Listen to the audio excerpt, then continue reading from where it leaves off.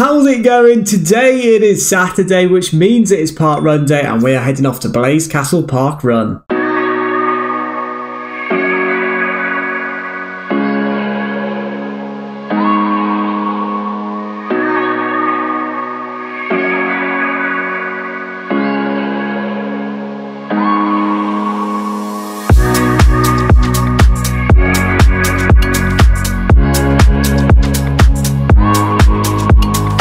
So Blaise Castle Parkrun is located on the northwest side of Bristol at the Blaise Estate, and it is a stunning course around the Blaise Castle grounds. It is a 2-lap course with a little bit at the end, which starts at the Blaise Estate car park. You then are on grass, followed by some trail paths and also tarmac paths too. So for that reason, I definitely recommend trail shoes if you do have them, especially as it has been raining a lot recently. So the ground is a lot more moist than it usually is. But in the summer months and when it has been dry in the winter maybe, then road shoes should be fine, as the ground will be very hard. In terms of how hilly it is, I'd say that it has got quite a few inclines and declines throughout the course. So I'd probably say it's undulating to fairly hilly, and most of the inclines are grass sections as well, which is not ideal as that makes the grass section a lot harder. It is also good to note that this course is dog friendly, buggy and pram friendly too, and then there are also toilets right next to the car park and cafe and the start line. So it is perfect if you do need the toilet as well. And then in terms of the scenery, I would say this is quite a stunning park run, and on the day it was really sunny too, so that was perfect. If it was raining, maybe it would have been a little bit more miserable. You would have got a lot muddier as well, but obviously with the grass section being wet from a few days before, it was still fairly muddy on foot, so trail shoes do get very wet and you will get soggy feet as well. And because of all the inclines and declines and the fact that there are a lot of grass sections too, I would not say this is one for a PB. This is one more for just taking in the scenery of the beautiful Blaise Castle Estate. But before we do go any further, if you don't know what a parkrun is, it is essentially a 5k run which is free and is ran by a group of volunteers who both time and marshal the event. Once you cross that finish line, you'll be given a finish token with your position on it and a barcode. This is scanned alongside your personalised barcode, which will then be sent an email later on with your finish position and your finish time. So now we know what a parkrun is, let's take a look at the course. So as we said earlier, it is a 2-lap course, undulating. You can see in that top left-hand corner the elevation. So there's an elevation gain of 48 metres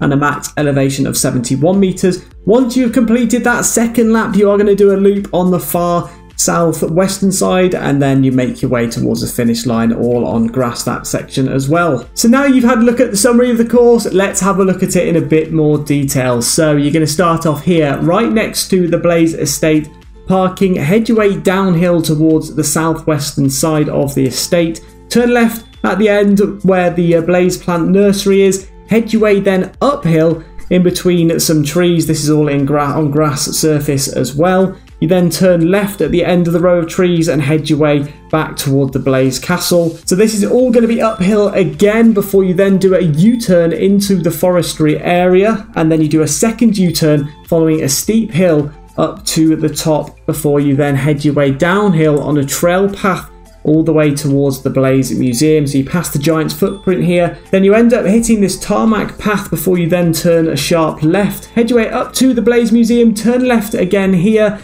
and then you pass the Blaise playfield and the parking and cafe again. This is all going to be uphill from the Blaise Museum. You're then going to complete that lap another time before you then head your way all the way back down to the end at the Blaise plant nursery, turn left, then do another quick left-hand turn, head your way in towards the Blaise Estate field. So this is all again on grass, and then you're going to hit the finish line about here. So it is quite a difficult course compared to quite a few of the ones which we've done recently, and with it being on grass as well, that does make it even harder. But it is well marshalled on the day, so you shouldn't lose your direction, because I probably made that sound a little bit confusing. So that is the course that we are going to be running today, but let's take a look at some of the parkrun records which have been set at Blaise Castle Parkrun. So the fastest male so far is Robert Stewart with a time of 16 minutes and 33 seconds, which is crazy, especially for this course. And the fastest female being Daniela Bailey with a time of 19:21. Again, very, very fast time. The average number of runners which you usually get at Blaise Castle Parkrun is 261, so it is a sort of average park run in terms of how busy it is.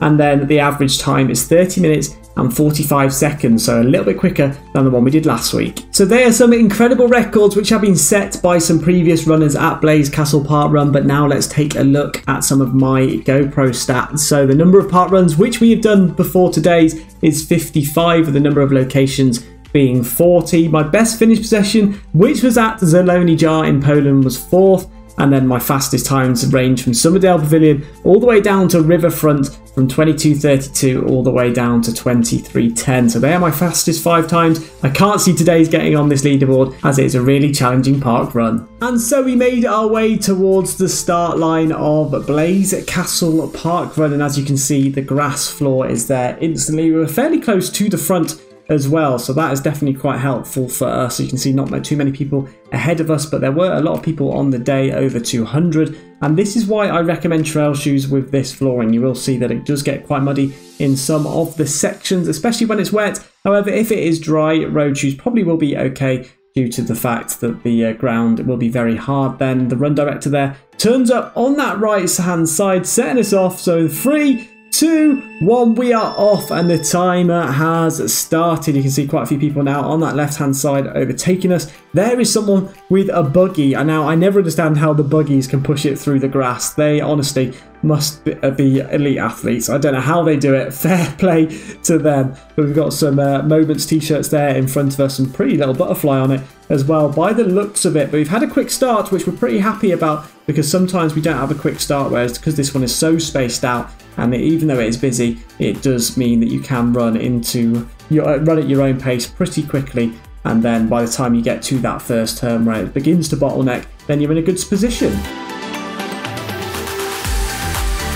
So you'll begin to notice that we would go downhill after looking at the elevation there at the bottom right hand corner. It's currently on 60 meters. By the time we get to the southwestern corner, it'll be a little bit less, but this is a gentle decline to this first corner. We're doing well at the moment, running at sort of 5-minute pace, which is what we're going to try and achieve, is to get under 26 minutes on this one, because we know it's going to be a difficult one. So usually my target is under 25, but it's going to be under 26 for today's, just because of how challenging it is.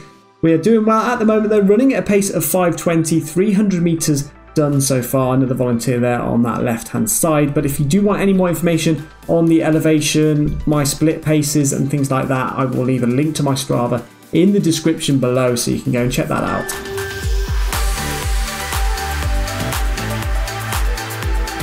And there we go. So we've done about half a kilometre with a time of 2 minutes and about 25 seconds as we turn off to the left, which is alongside the Blaise plant place. Can't remember what it was called now, on that right hand side. But you can begin to see a little bit of muddy patches here, and I can imagine in even wetter weather this getting very muddy, so do be careful with that. We're keeping on the grass on the right hand side as we go for a couple of overtakes. But you'll begin to see at the bottom right, the elevation is now increasing again. That is because this section is going uphill, so it's a gentle incline followed by a gentle incline when we turn left in just a second. So it is a hard little push now with the quads before you get to the top, and you can have a little bit of a break. And here is turn 2, so the volunteer there pointing us in that right direction as we head back onto the Blaise Estate field. So you might be able to see in the distance on the left hand side where we started. So we are now back on that same field. You can see though that it's still a gradual incline as we've gone from 58 meters to 68 meters now. So we've already had a 10 meter incline, and it will get higher and higher as we head towards the forestry area in front of us.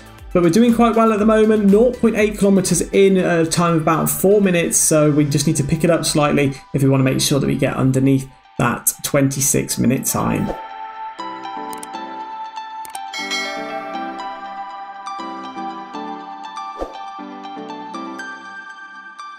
So we have just got to that 1 kilometer point. We've actually passed it a few seconds ago, and we are being directed now into that woodland that we were just running next to just then. So there we go, it's pushing us into that first U-turn, followed by a very steep incline at this section here. So you see the elevation jump up quite quickly here, followed by a second almost U-turn, and now we are in that forestry trail sort of area. That it can be quite soft on ground here as well. It wasn't too bad on the day, but I can imagine if they had a little bit more rain that it gets very muddy and squelchy in that little section there. It is now more of a gravelly trail path now, so it's slightly better in terms of on foot. But we're going to be running in this forest bit now for a little bit. It'll be a bit of undulation, and then we'll start heading downhill on that far side.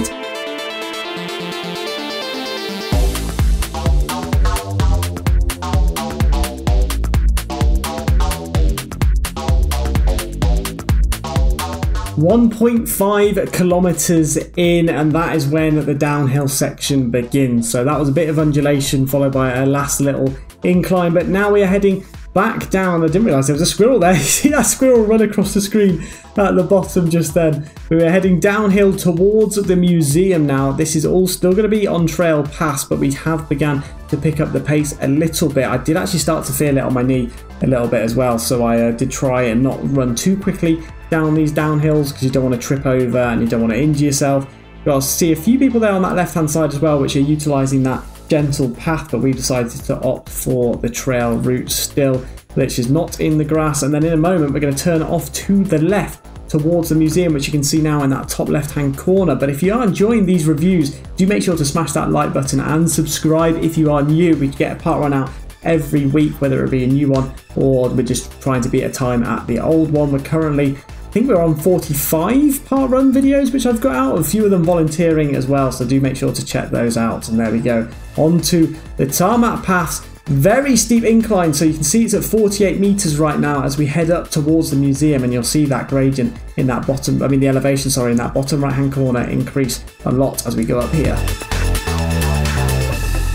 And now we are at that far top northern end of this park run, and we're going to turn off to the left. The elevation actually increased by too much there by the looks of it, but that felt a lot steeper on the day than what the elevation is showing just now. You can see the play area there on that right hand side, so if you do have kids which don't want to do the park run, they can go and chill out in the play area there, and a couple of benches too for other spectators as well. But for anyone that is going and doesn't want to do the park run, then there is a lot to look at, like scenic wise, around here, and there's the museum to go into too and lots more, so definitely come along and join in.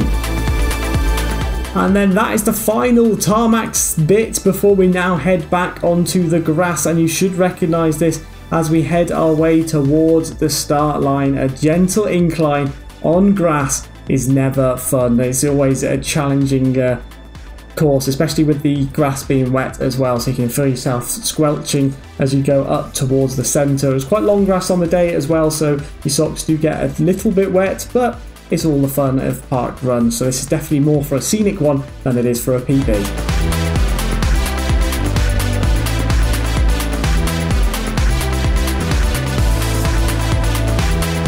And that is lap 1 complete with a time of about 11 minutes, probably 15 seconds, that sort of time.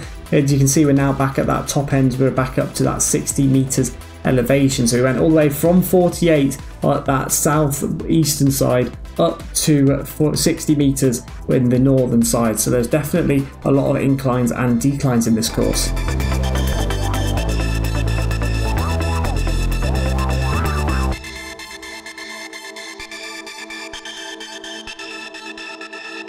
So you can see the volunteers there on that left hand side cheering us on. That is where the finish funnel is, and you will see that on this final lap. So there's only 2 laps, and then we're going to be running up here, doing a U-turn in a moment, and heading our way back at the finish on the second end of the second lap, which we will see a little bit later on. But we are doing all right at the moment. It's a time of about 13 minutes and 15 seconds, 2.6 kilometers in, so it's going to be pretty close to that 26-minute time, so maybe we need to start picking up the pace a little bit to ensure that we do beat it.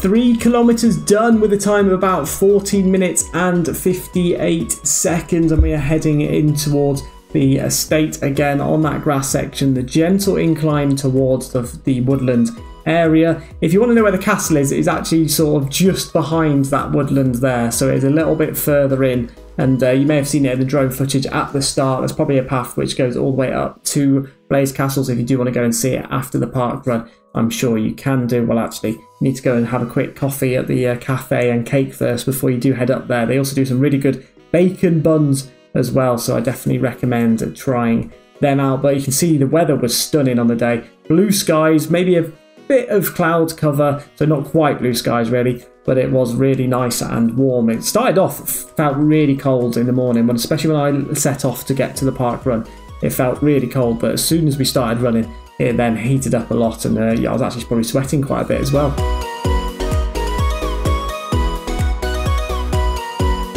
And back into the woodland area we go. This quick steep incline followed by a left turn. You know it's quite steep when you can actually see on the video that it's steep, and I feel like just then you could see that that initial climb was fairly steep. So we're back up to 74 meters of elevation. We're currently running at a time of about 60 minutes and 53 seconds, which is doing okay, and I think it is just slightly ahead of time, so we just need to keep up at this pace and we should get it below the 26 minutes, and we're now coming up towards 3.5 kilometers. Something I didn't really mention at the start was these puddles here. So you can see I'm moving off to the right hand side. That is because it was quite wet on foot in some areas where the leaves had sort of degraded, and you'll see it again here in the center of the path. These slightly wet puddles there, so there are a few of those to look out for, and you don't want to step on like a rock or something as well, so be careful and make sure to keep your eyes on the floor and in front of you so you don't trip over anything. You see some cones here as well which have outlined a wall, so you don't trip over that wall either, and you can see some tree roots as well coming out of the ground too, so you need to make sure that you're wary about the floor as well as looking in front of you where you're running.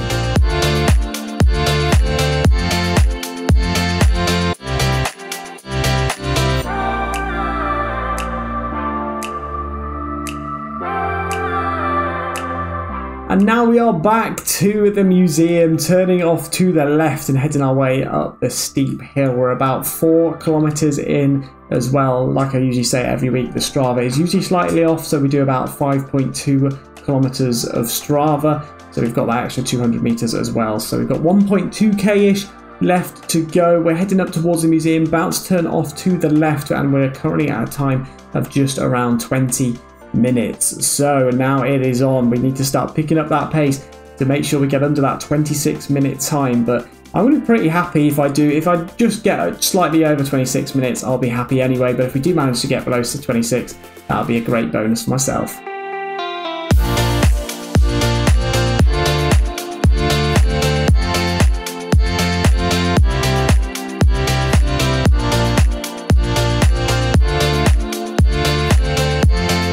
So back up the long grass section we go. You can see someone there with 25 on their back. Not too sure what the guy in front of us has got, whether he's got some names of places he's been to. But we are back to where we started. Lap 2 is almost complete. We're just passing lap 2 now with a time of about 22 minutes and 20 seconds. And just around about that sort of time. And now we're going to head our way downhill. Little doggo there. Didn't remember seeing that little doggo walking next to us, but we are now heading back downhill to the south, well, the western corner of Blaise Estate, and then we're going to be doing a U-turn and heading our way to the finish line.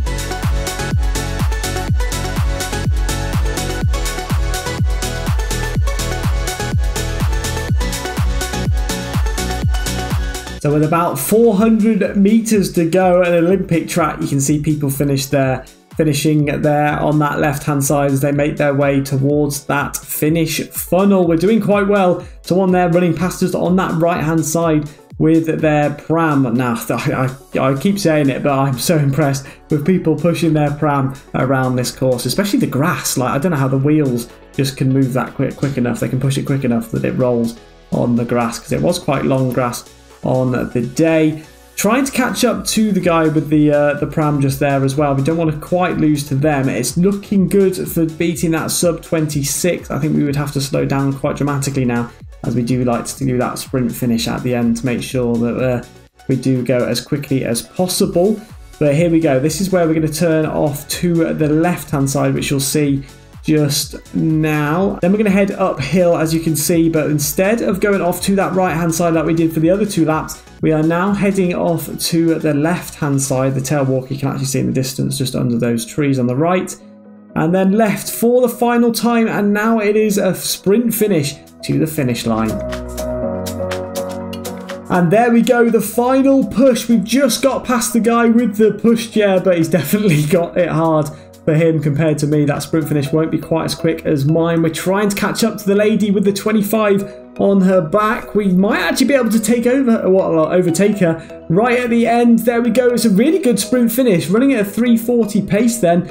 And there's the finish. What time are we going to get? We're going to get a time of 25 minutes and 42 seconds. So we did manage to smash that 26-minute time. And then we got a position there of 57th as well. So I was very happy with that run. Now let's take a look at the summary. And that is Blaise Castle Parkrun complete, ticking off the second B on the Alphabet Tier Challenge. So we did Bath Skyline previously, and we've now done Blaise Castle as well. And for all those 5K Park Runner app users, I also managed to get a B ticked off of the Staying Alive challenge, and then the stopwatch and position bingo we also managed to get on there for my stats too. But as you can see, this is definitely one of my slower times which I have done, so the course is definitely not PB worthy. However, it is a stunning course and there is lots to do after. You can go and look around the Blaise Castle Estate, the museum. There's plenty of things to do if you are just looking for a lovely little morning out. In terms of how busy this parkrun is, I wouldn't actually say it was too bad. I mean, you're getting over 250 runners. I think there was 222 on our day, but you're usually getting over 250. But there's not really any bottlenecks, especially with the start being so long and so spacious. Everyone gets sort of into their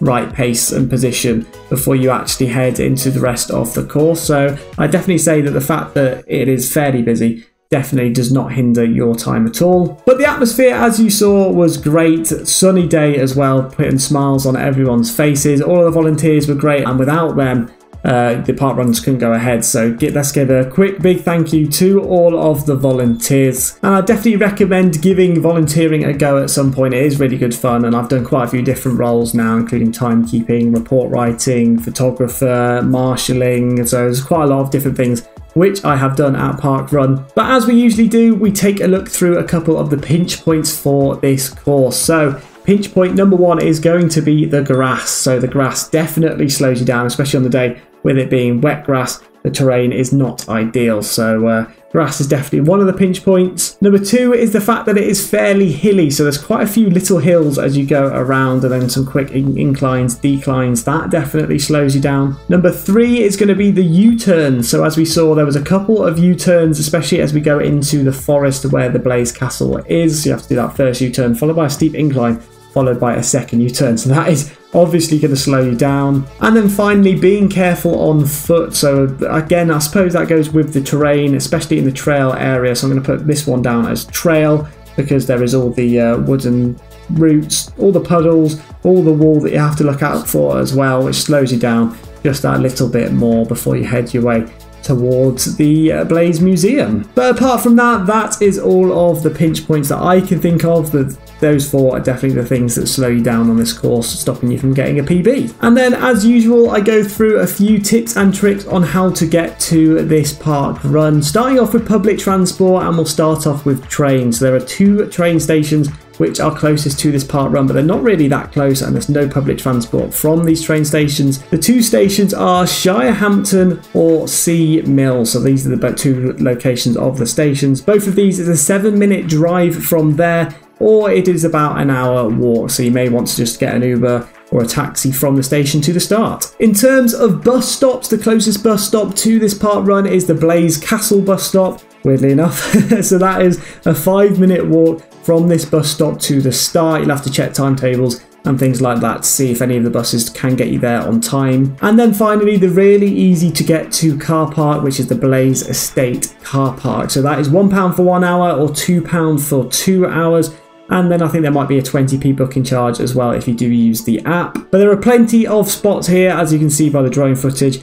And so there's no issue of getting there too late, because you'll find a spot pretty much instantly, because I actually nearly missed the start because I was running a bit late on getting there. But what everyone is most interested in is that post-park run coffee. So there is a cafe which is located literally right next to the Blaise Estate parking, and in that cafe you can get things like bacon rolls, hot drinks and more, and it is all a fairly reasonable price too. So those are all my tips and tricks for this park run, and if you have any of your own, do make sure to let us know down in that comments section below, and I'll try and pin them up to the top so other people can see them. But now we're going to move back into my GoPro stats after the park run to see where we have improved. So the number of park runs obviously increases by 1 to 56, and the number of locations increases by 1 to 41. So we're only 9 off that half cal club now. My best finish position is still stays the same as 4th, and my fastest 5 times all stay the same too. But we didn't expect Blaise Castle to get on this leaderboard. But I do hope you all enjoyed this video, and if you did, like I said earlier, smash that like and subscribe button as well if you are new, as we do the park runs every week. But if you like myself and love watching park run videos, then go and check out last week's park run video, which was at Quakers Walk Park Run. So that's where we were able to tick off our queue on that Alphabet Ear challenge. Or you can go and check out all of the other park runs on my worldwide park run playlist, where we visited even other places in Europe, including Poland, Norway, Finland and more. But tomorrow we are heading off to Wales. I'm not quite sure which park run I'm going to do, but if you do see me or recognise me, don't forget to come and say hi. But I hope you all enjoyed this one, and I'll see you all in the next one.